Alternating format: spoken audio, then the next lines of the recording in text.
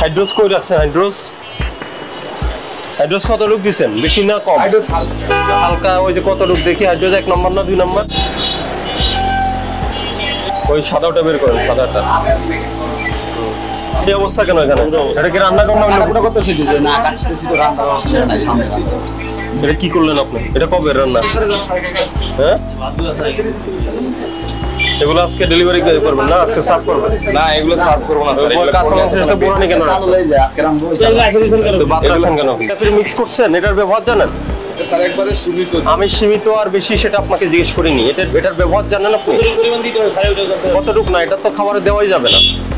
এটা তো সুতার ফ্যাক্টরিতে সাদা করার জন্য ব্যবহার করা হয়। আপনি জিলাপিতে যেটা মিক্স করলে এটা তো কিডনির জন্য ক্ষতিকারক, সাংঘাতিক ঝুঁকিপূর্ণ একটা পদার্থ। তো কেন করেন? আপনাকে শিখেছে কে?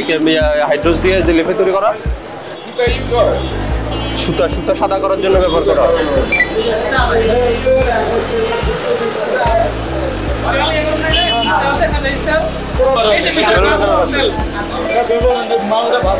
এই তো মালটা ভেজে আপনার নামানোর পরে এটা দিয়ে ছাঁকে আবার নেবেন, এরপরে ওটা আবার ব্যবহার করবেন।